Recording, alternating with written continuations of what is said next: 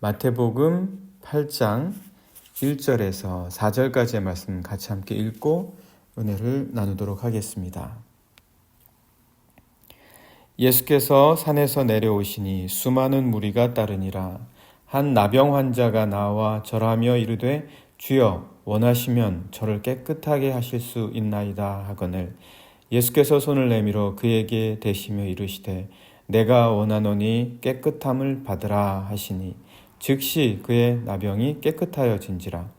예수께서 이르시되 삼가 아무에게도 이르지 말고 다만 가서 제사장에게 내 몸을 보이고 모세가 명한 예물을 드려 그들에게 입증하라 하시니라.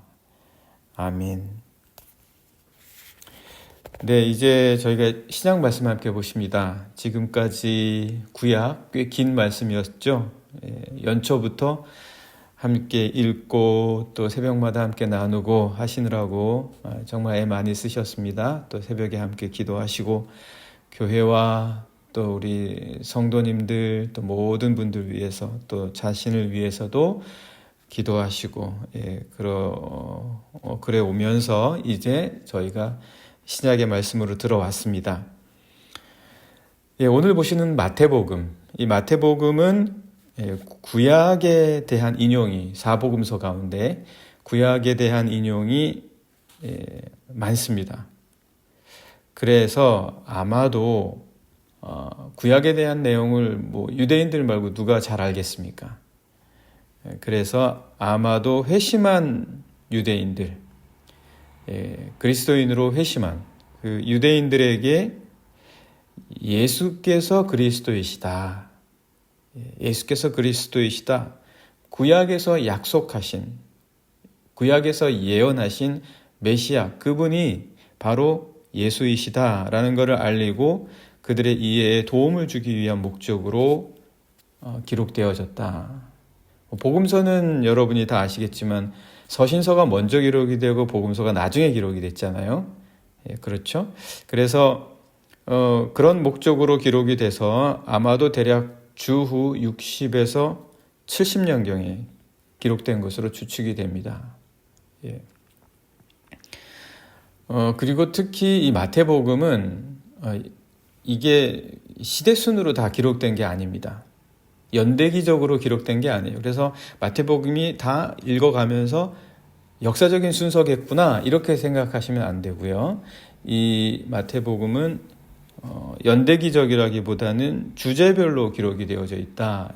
주제별로 기록이 되어져 있다. 이렇게 보시면 되겠습니다. 그래서 오늘 우리가 함께 보시는 이 8장 그리고 1절에서 4절까지의 내용도 그리고 그 앞뒤 전후에 있는 이야기들이 다 그 이후에 쭉 펼쳐지는 내용들이 치유 이적이거든요. 이런 것들이 다 이 순서대로 기록이 되어졌구나, 이 순서대로 일어났구나 그렇게 생각하지 말고 이게 치유와 기적을 함께 모아놨구나 이렇게 생각하고 읽으시는 것이 좋죠. 그래서 이렇게 마태복음 우리가 함께 보는 내용이 이렇다 이런 말씀을 드리면서 이 지금 우리가 함께 보신 나병 환자에 대한 이야기는 예수님께서 산에 오르셔서 팔복에 대한 말씀과 여러 가르침들을 주시고 난 이후에 그 산에서 내려오시면서 시작되는 이야기입니다. 많은 무리들이 그 말씀을 듣기 위해서 주님께 나아갔었고 그리고 주님이 산에서 내려오시니까 주님을 따르던 무리들도 같이 따라 나오는 거죠. 제법 굉장히 많은 무리였던 것 같습니다. 그래서 그 많은 무리들이 뒤따르고 있었는데 그때 한 나병 환자가 주님께 나와서 주님께 묻는 거죠. 오늘 이야기가 바로 그 얘기입니다. 근데 사실 나병 환자가 무리들 틈에 끼어 있을 수는 없었을 거예요. 그리고 나병 환자가 무리들이 많은데 나와서 주님께 묻지는 못했을 겁니다. 그러니까 아무래도 무리들이 좀 떨어져 있다거나 아니면은 그 틈을 이용해서 예수님께 나와서 예수님께 자기의 원하는 바를 이야기하지 않았을까 그렇게 생각이 됩니다. 그래서 마태복음 8장 오늘 우리가 함께 읽으신 장면이 그런 장면입니다. 8장 1절, 2절 초반부까지요. 그래서 함께 보시면 예수께서 산에서 내려오시니 수많은 무리가 따르니라. 한 나병 환자가 나와 절하며 이르되, 이제 이런 장면이 바로 그런 장면일 것이다 라고 저희가 생각하는 거죠. 그래서 이 나병 환자가 주님께 나와서 말하는 게 뭐냐면, 주님이 원하신다면 저를 깨끗하게 해주실 수 있습니다. 이야기하는 거예요. 얼마나 간절히 원했겠습니까? 나병에 대해서 이게 아주 깊은 상태의 나병인지 아니면 가벼운 상태, 아니면 혹 무슨 간단한 어떤 피부병인데 그를 굉장히 괴롭혔던 그런 피부병인지 정확하게는 그 종류까지는 언급하고 있지 않습니다. 하지만 뭐 요즘도 여러분 아시겠지만 피부 트러블이나 아니면은 고질적인 피부병이 있을 경우에는 굉장히 괴로워요. 굉장히 괴로운데 이 당시에 이 사람이 얼마나 고통받고 있었겠습니까? 뭐 고질적인 것들은 항상 괴로운 거예요. 그것이 떠나가기를 정말 원하는 거죠. 그래서 이 나병 환자가 그거를 하나님께, 예수님께 원하는 거죠. 그래서 부탁하는 겁니다. 그래서 2절의 말씀 중반부터 보시면 주여 원하시면 저를 깨끗하게 하실 수 있나이다 하거늘. 근데 이게 뭐 부탁이, 청이 뭐뭐 해주십시오 뭐 이것도 아니고, 저는 이걸 원합니다 뭐 이런 것도 아니에요. 분명하게 자기가 원하는 것이라기보다는 약간 좀 간접적인 것 같죠. 그러면서 주님께 주님이 원하시면 나를 깨끗하게 하실 수 있습니다, 이렇게 이야기하는 거예요. 그러니까 이게 뭐 주님의 능력을 의심한다거나 아니면은 나 같은 사람까지도 해주실까? 물론 그런 마음도 있을 수 있었겠지만 그것보다는 이 말에서 느껴지게 되는 뉘앙스는 굉장히 겸손한 거죠. 하나의 고백이에요.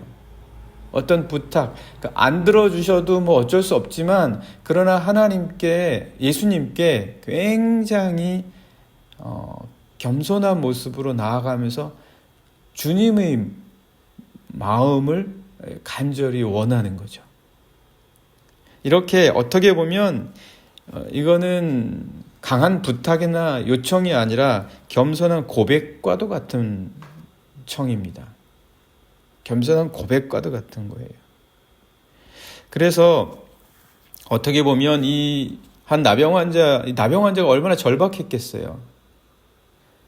나병 환자 같은 경우에는 절박하기 때문에 뭐 이게 못 먹어도 내가 꼭 부탁해야 돼 뭐 이런 식의, 이런 투의 말이 나올 수도 있잖아요. 그런데 그런 게 아니라 그런 상황 속에서도 주님께 너무나 겸손하게 나가는 거예요.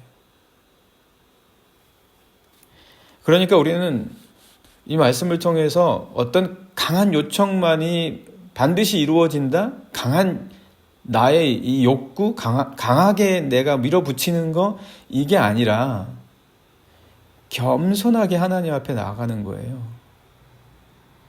겸손하게 하나님께 나아간다. 하나님 앞에 강하게 나가나 겸손하게 나가나 하나님이 다 갖고 계신 것이지, 주님이 다 갖고 계신 주권이지, 우리가 하나님 앞에 나갈 때는 그러나 어찌 강하게 나가겠습니까? 겸손하게 나아가는 거죠. 정말 이 겸손한 고백인데도 불구하고 주님이 받아들이실 때는 그 다음에 나오시는 말씀 우리가 이미 읽기는 했지만 너무나 이 나병 환자가 사랑스러우신 거예요.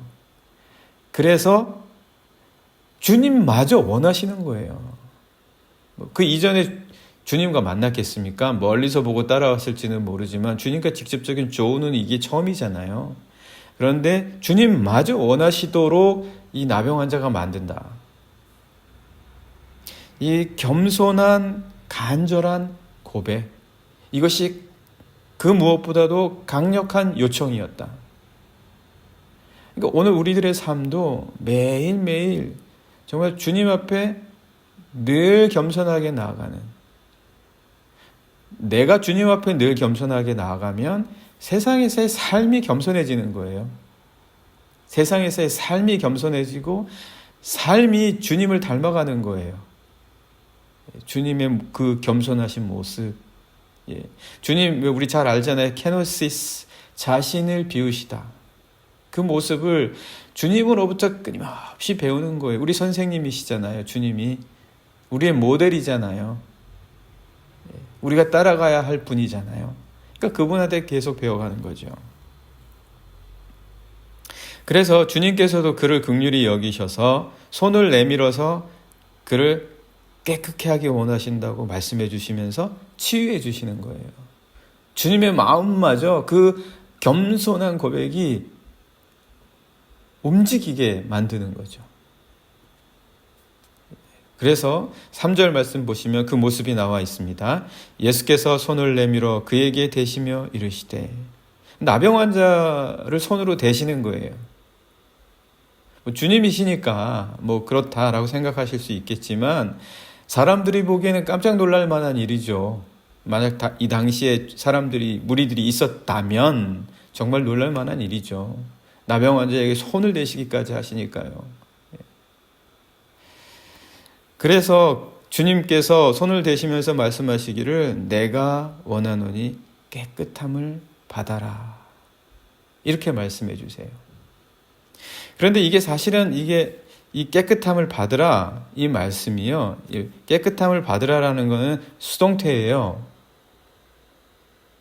그래서 한글 번역이 깨끗해져라가 아니라 깨끗함을 받으라 이런 식으로 번역이 된 거죠. 수동태니까.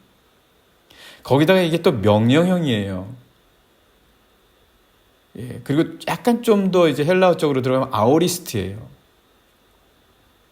근데 아오리스트는 복잡하니까. 근데 명령형이다.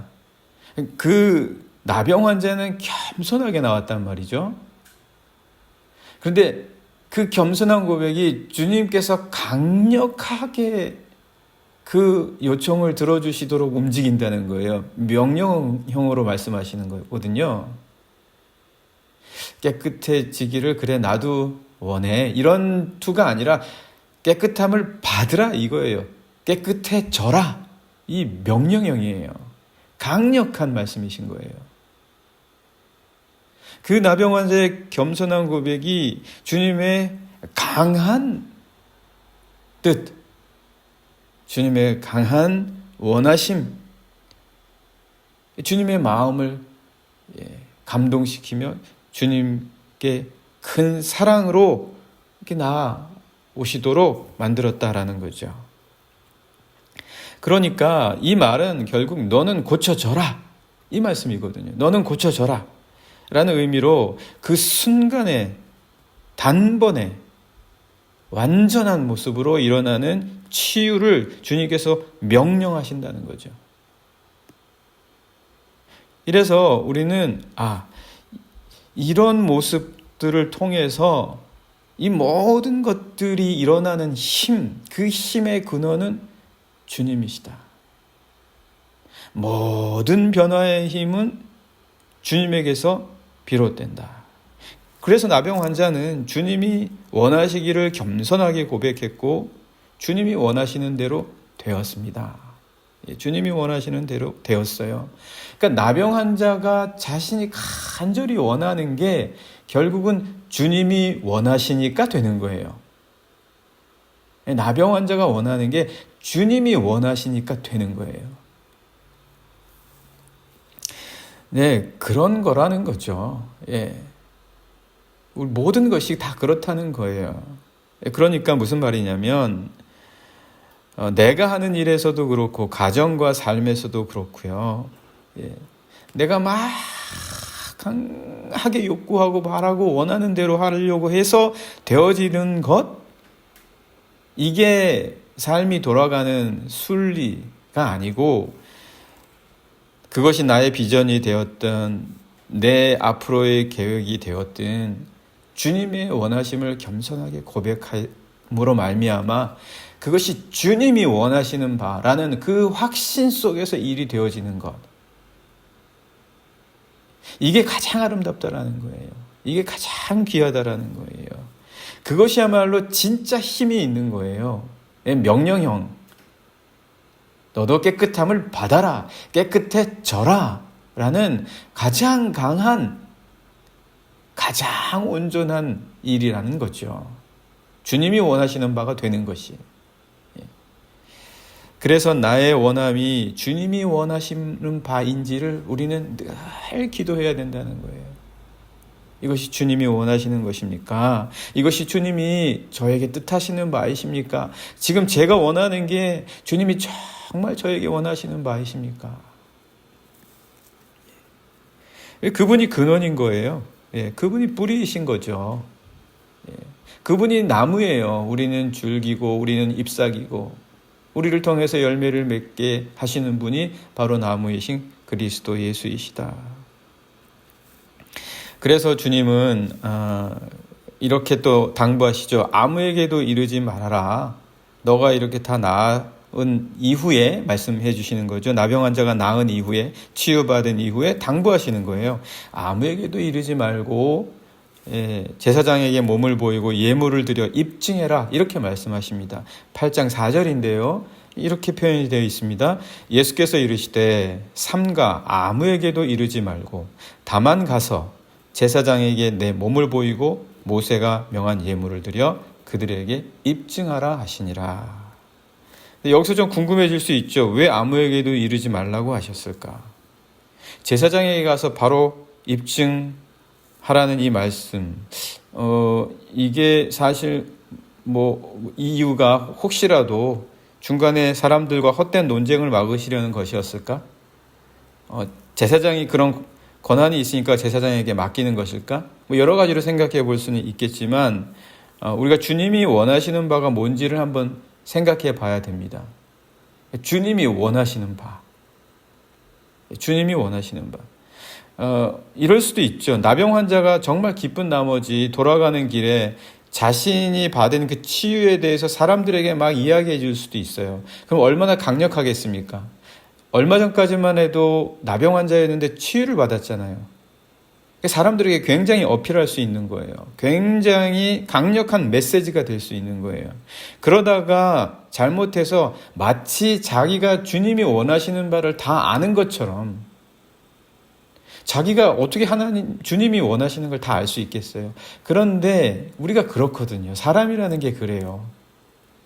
그런 일들이 좀 있다 보면은 내가 마치 주님이 원하시는 바를 다 아는 것처럼 내가 원하는 게 주님이 원하시는 것처럼 그렇게 생각을 할 수 있다라는 거죠. 사람이 악해서 그럴 수도 있지만 사람의 본성이 업되면 그렇게 될 수 있다라는 거예요. 그거를 주님이 당부하시는 거죠. 어떻게 보면 내가 원하는 바는 이거다라고 그에게 어찌 보면 말씀해 주시는 거예요. 내가 너에게 원해서 너를 치유했던 것, 그것이 온전하게 되어져서 내가 원하는 바가 무엇인지를 끝까지 지키는 것. 그래서 이 절차들을 이후에 굳이 말씀해 주시는 거예요. 그래서 그거를 입증할 때까지 너는 제사장에게로 가라. 이렇게 말씀해 주시는 거죠. 혹 그렇지 않다면 중간에 또 논쟁이 붙을 수도 있어요. 그래서 그가 자신이 원하는 걸 말하기보다는 서기관이나 율법학자들이 와서 그릇된 왜곡된 말싸움을 붙일 수도 있다는 거예요. 네가 고침을 받은 거는 그런 게 아니다. 네가 고침을 받은 거는 잘못된 고침이다. 이런저런 주님이 원하시는 바를 왜곡시키는 바가 생길 수도 있다라는 거죠. 그러니까 중요한 게 뭡니까? 중요한 거는 결국 주님이 원하시는 바를 따라가는 거예요. 주님이 뜻하는 바를 입증하는 거예요. 우리는 내 삶이, 내 생각이 주님이 원하시는 바를 따라가는 것. 그것이 우리에게는 매우 중요하다. 네, 이 아침, 이 새벽에 저희가 함께 말씀을 나누었습니다. 마태복음을 보면서 나누었는데요. 새벽마다 나오시는 여러분들 너무 귀합니다. 그러나 주님의 뜻을 따르는 게 더 귀한 거겠죠. 이번 한 주도 은혜 가운데 보내시고 우리 이 시간 함께 기도하면 좋겠습니다. 주님이 원하시는 바가 무엇인지를 제가 꼭 생각하게 해주십시오. 늘 기도하게 해주십시오. 제가 원하는 바를 주님 저에게 주셨고 또 저의 마음속에도 두셨지만 그러나 그것이 정말 주님이 원하시는 바인지 꼭 기도로 확인하고 주님의 마음을 쫓아가고 주님의 뜻을 따를 수 있는 자가 되게 해주십시오. 이 시간 같이 함께 기도하시겠습니다.